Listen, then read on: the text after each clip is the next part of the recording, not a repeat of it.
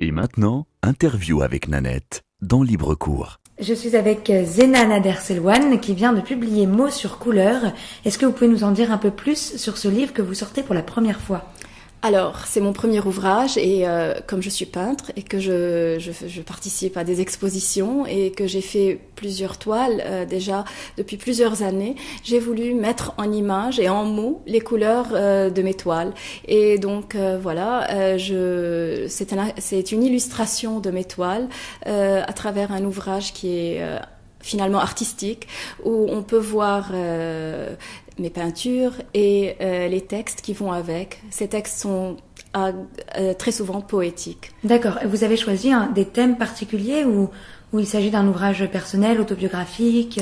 C'est quand on peint et quand on écrit, il y a toujours un côté autobiographique, mais c'est à grand niveau fictif. Il y a beaucoup de choses que j'ai inventées ou des choses que j'ai exprimées à ma manière à partir des événements et des situations particulières que j'ai vécues. Il y a des thèmes qui me touchent effectivement. C'est les thèmes du voyage, parce que j'ai exposé mes toiles dans beaucoup de villes à travers le monde. Et ces expériences m'ont appris beaucoup de choses et m'ont montré beaucoup de différentes visions du monde et de cultures différentes. Et ça m'a ouvert à même exprimer ma peinture différemment et à progresser dans mon art. J'ai donc des photographies de voyage. J'ai le théâtre des femmes. Moi, je suis une personne qui fait des études dans le théâtre et donc la femme est pour moi un être très important, celle que je suis et celles qui sont autour de moi. Et j'aime exprimer la vie qu'on vit tous les jours. Je la ressens à travers une grande scène. Nous sommes dans une grande scène. D'accord. Et voilà, c'est un théâtre. Et quoi d'autre ? Il y a le thème de l'enfance qui revient, le thème de l'enfance qui me tient à cœur parce que d'abord je suis mère, mais aussi parce que je vois l'enfance autour de moi qui est souvent salie, qui est souvent attristée, alors il y a beaucoup de douleur et ça me tient à cœur de. Et toutes ces pensées que vous exprimez, vous les avez portées longtemps, vous les avez presque nourries avant d'en accoucher d'un livre, d'en faire une forme finale. Est-ce qu'elles vous ont habité depuis longtemps ou est-ce que ça vous est venu dans les mois qui viennent ?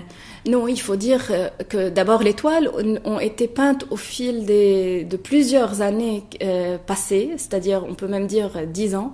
Et il y a certains événements, certains textes qui ont été écrits à travers l'expression de ces toiles aussi. Et quand j'ai décidé d'écrire ce livre, effectivement, j'ai tout remis en place, j'ai fait l'agencement de tous ces thèmes et c'est un travail qui a été assez subtil et c'était un grand défi parce que c'était pas évident de relier les couleurs et les mots dans des thèmes appropriés et convenables. J'ai l'impression que le sens du langage est très important dans votre œuvre. Vous parlez de couleurs, de mots sur couleur, qui est le titre de votre ouvrage que vous publiez donc pour juillet, qui montre une sorte de double langage, comme si la peinture en elle-même ce ne suffisait pas ou qu'il fallait rajouter du langage pour exprimer plus de profondeur. Comment ça ? Non. La peinture suffit toujours et les mots suffisent toujours. Mais quand on les agence l'un avec l'autre, ça rend l'art plus profond et plus fort. Donc c'est pas une question d'autosuffisance, c'est une question de renforcement, si vous voulez. Et les textes tout seuls pourraient être convenables, alors que les toiles aussi pourraient l'être. D'ailleurs, je prépare une exposition où j'expose mes toiles toute seule, et c'est ça mon but ultime, exposer mes toiles. Mais les textes et les couleurs, là, dans ce livre, sont en rapport les uns avec les autres. Alors, vous l'aviez rapidement évoqué tout à l'heure, vous avez commencé par des études de cinéma et de théâtre. Est-ce que ça vous a servi pour l'expression d'une parole publique ? Parce que ça doit être un moment assez fort d'exprimer une parole, de montrer ses toiles devant un public. Donc les toiles, c'est pas la première fois, vous l'avez déjà fait dans le monde entier, comme vous le disiez. Mais par contre, pour un livre, c'est bien le tout premier.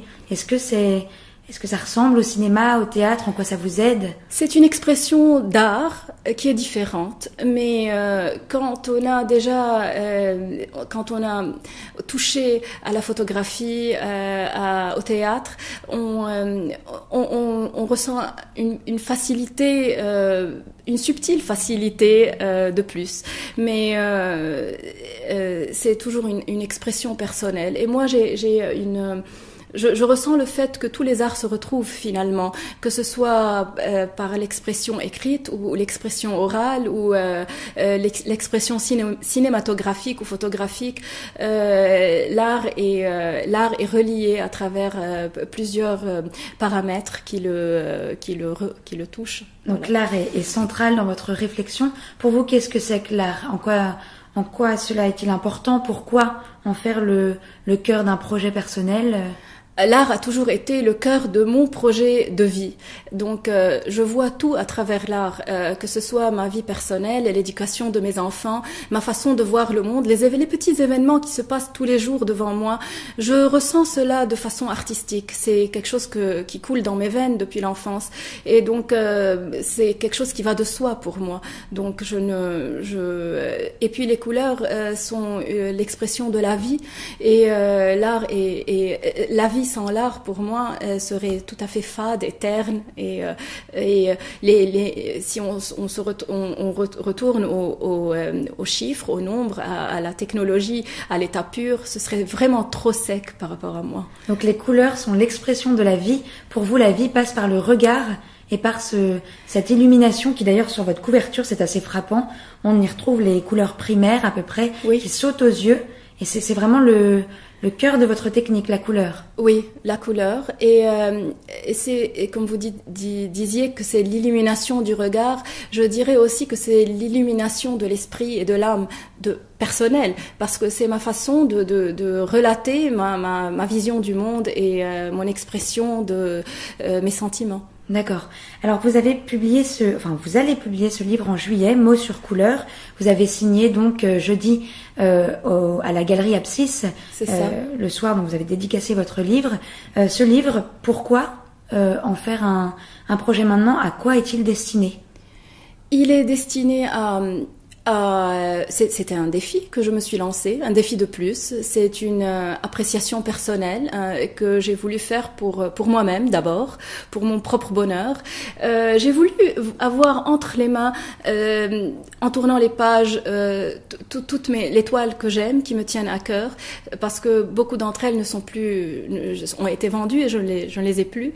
Et donc c'était une façon de tout recueillir, que ce soit mes toiles ou mes textes que j'avais écrits et que j'ai écrits au fil du travail de mon ouvrage. Et c'est aussi un préambule, si vous voulez, à mon exposition en solo à Beyrouth, qui aura lieu en novembre, où je vais exposer mes toiles.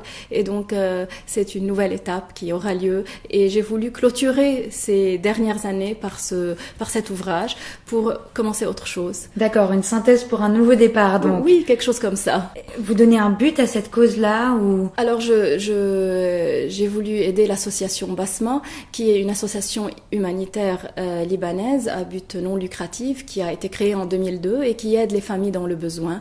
C'est une association qui me tient à cœur et pour laquelle j'offre mes recettes personnelles pour ce recueil, cet ouvrage. Et ce sera ma façon d'aider ces familles que cette association soutient depuis le jour où elle les prend en charge jusqu'à leur autosuffisance à travers les années, que ce soit au niveau financier, au niveau éducatif, médical, au niveau, c'est pour aider les vieux, les jeunes, etc. Donc c'est vraiment une grande cause et l'association est aujourd'hui très connue au Liban.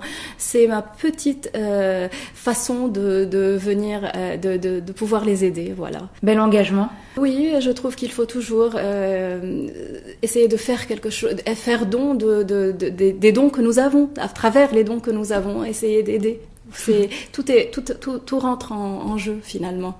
Donc chacun participe à sa manière avec le choix d'une palette de couleurs très impressionnante. Zéna, s'il y avait un texte parmi tous ceux que vous allez publier, lequel choisiriez-vous pour le lire parmi nous?